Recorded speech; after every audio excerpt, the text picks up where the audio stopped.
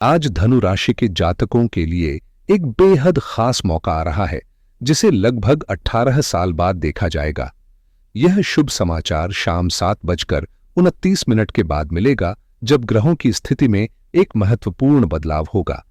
आज मैं उस खास ग्रह की बात करूंगा जिसे शास्त्रों में राहु महाराज और छाया ग्रह सिंह के पुत्र के रूप में जाना जाता है। शाम को 7:29 पर राहु आपके चतुर्थ स्थान से निकलकर तीसरे घर में प्रवेश करेगा और इस बदलाव के साथ केतु भी आपके नवम भाव यानी धर्म स्थान में पहुंच जाएगा। केतु का संबंध हमेशा विजय और शिखा से होता है, जो किसी के जीवन में सफलता और उपलब्धियों का प्रतीक है। इसे ध्वजा या झंडा भी कहा जाता है, जो तब लहराता है जब व्यक्ति ने किसी बड़े लक्ष्य को हासिल किया हो। तो सवाल यह है कि आपकी यह विजय क्या होगी?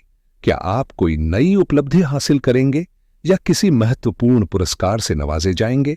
इस समय केतु की ऊर्जा आपको अपने जीवन में बदलाव और सफलता की दिशा में कदम बढ़ाने का अवसर देगी।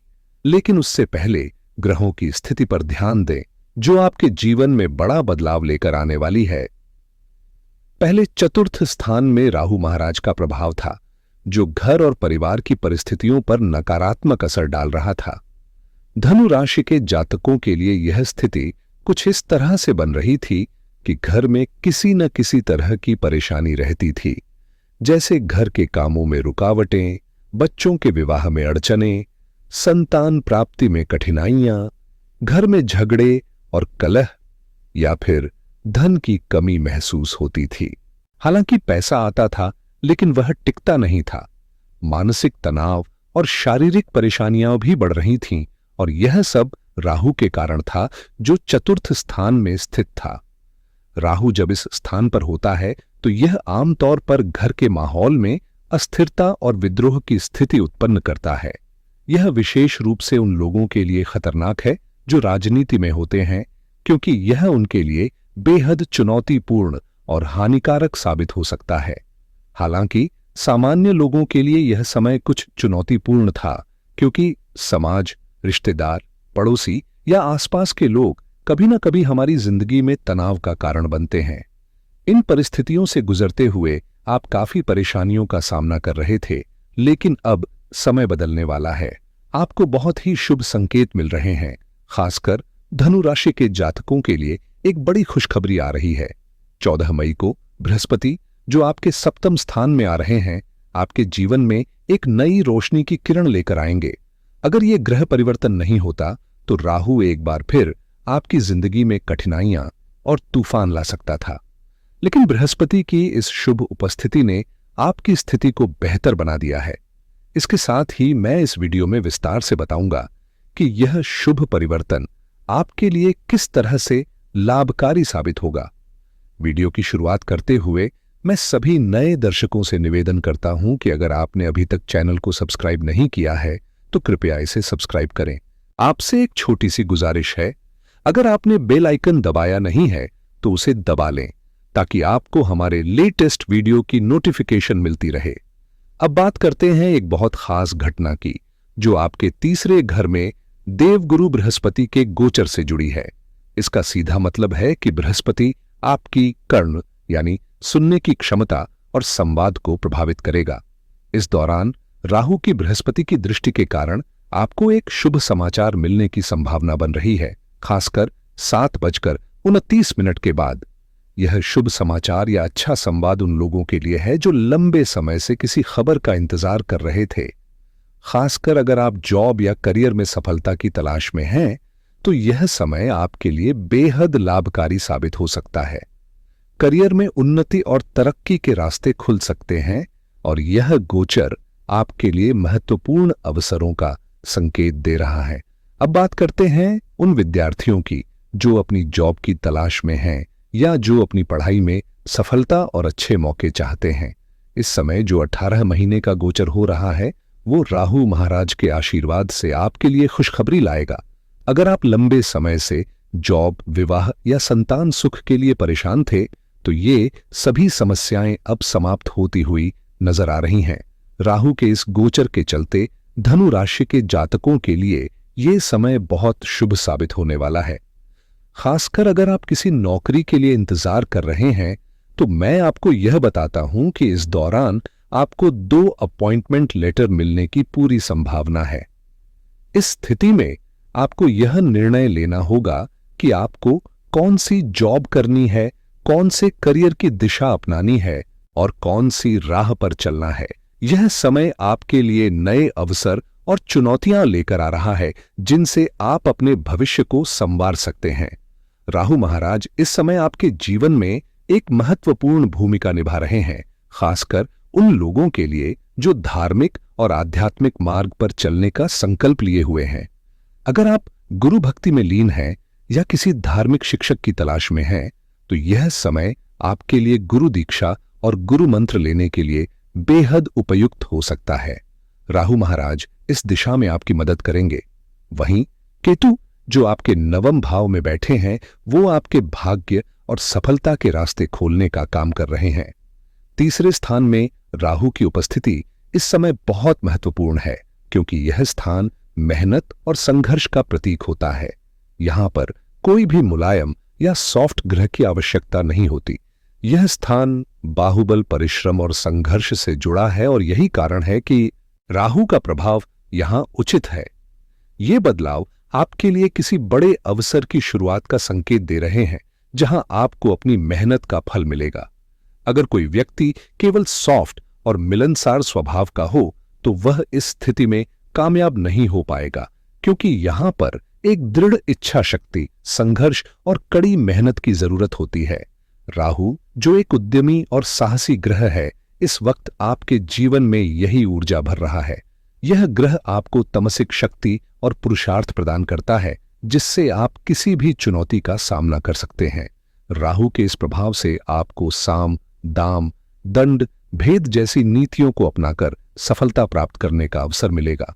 वह आपके लिए उन सभी संसाधनों को उपलब्ध करवा रहा है जो आपको जीवन में आगे बढ़ने के लिए चाहिए। राहु महाराज तीसरे घर में अपने प्रभाव से आपके कार्यों को मजबूती दे रहे हैं, जैसे एक योद्धा या अंगरक्षक की तरह। तीसरा स्थान केवल मेहनत और संघर्ष का ही नहीं, बल्कि हमारी रुचियों, शौकों और कलाओं से भी जुड़ा है। इसलिए अगर आप किसी कला या शौक में रुचि रखते हैं, तो राहु आपको उस दिशा में भी आगे बढ़ने के अवसर प्रदान करेगा।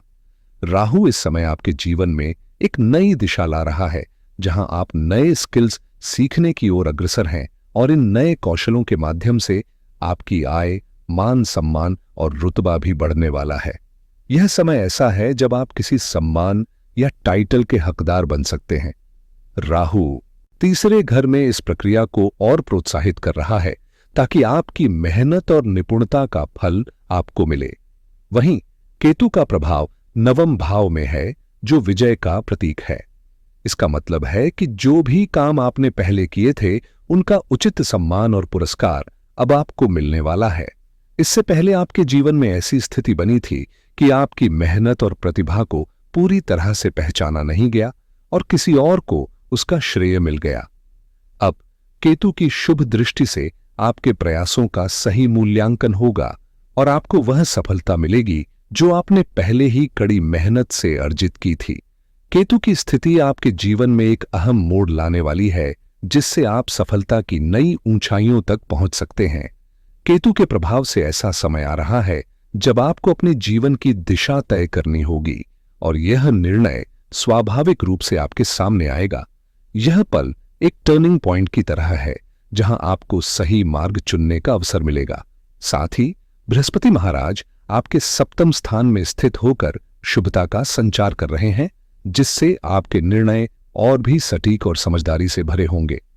बृहस्पति की सलाह और दिशा निर्देश से आपकी बुद्धि पूरी तरह से प्रौढ़ और प्रखर हो जाएगी और इस कारण से आपके सभी निर्णय, चाहे वह पैसों के निवेश से जुड़े हों, रिश्तों के मामलों में हों या करियर में किस दिशा में आगे बढ़ना है, वह सही और लाभकारी होंगे। इस समय आपका हर कदम आपको सफलता की ओर ले जाएगा। राहु और केतु के इस गोचर से आपके जीवन में कई सकारात्मक बदलाव आएंगे। राहु की दृष्टि अब सप्तम स्थान पर पड़ेगी और अगर बृहस्पति वहां नहीं होते तो यह रिश्तों में खटास डाल सकता था और अलगाव की स्थिति पैदा कर सकता था। लेकिन अब बृहस्पति की शुभ दृष्टि ने रिश्तों को मजबूत बना दिया है। धनु राशि के जातकों के लिए यह एक बहुत अच्छा समय है, खासकर अगर विवाह में रुकावटें आ रही थीं, तो अब विवाह के लिए स्थितियां अनुकूल हो रही हैं। इसके अलावा जिनके लिए संतान प्राप्ति में कठिनाई आ रही थी, उनके लिए अब संतान सुख का योग बन रहा है। पार्टनरशिप के मामलों में भी आपको बढ़ोतरी और लाभ मिलने की संभावना है। आपके शेयर में वृद्धि होगी और आप अपने पार्टनरशिप से ज्यादा मुनाफा कमा सकते हैं। यह समय आपके लिए खुशियों और सफलता का प्रतीक बनकर आएगा। इस समय आपके जीवन में कई सकारात्मक बदलाव होने वाले हैं। खासकर पति पत्नी से धन प्राप्ति के अवसर सामने आ सकते हैं। राहु और बृहस्पति की स्थिति से यह भी संकेत मिल रहे हैं कि समुद्र पार यात्रा या दूर देशों में जाने के अवसर मिल सकते हैं। बृहस्पति, जो विष्णु के विस्तार का प्रतीक है, आपके व्यवसाय को एक नई दिशा दे सकता है। आपका व्यापार अब अंतर्राष्ट्रीय स्तर पर फैलने की संभावना दिखा रहा है और इस विस्तार में सफलता मिल सकती है। राहु और बृहस्पति की यह स्थिति अचानक आपके जीवन में बड़े अवसर लेकर आएगी। इसके अलावा राहु की दृष्टि 11वें भाव पर भी पड़ेगी, जो आपकी जन्म कुंडली का एक महत्वपूर्ण त्रिकोण है। तीसरा, 7वां और 11वां भाव मिलकर आपके इच्छाओं और सपनों को साकार करने के लिए सक्रिय होंगे।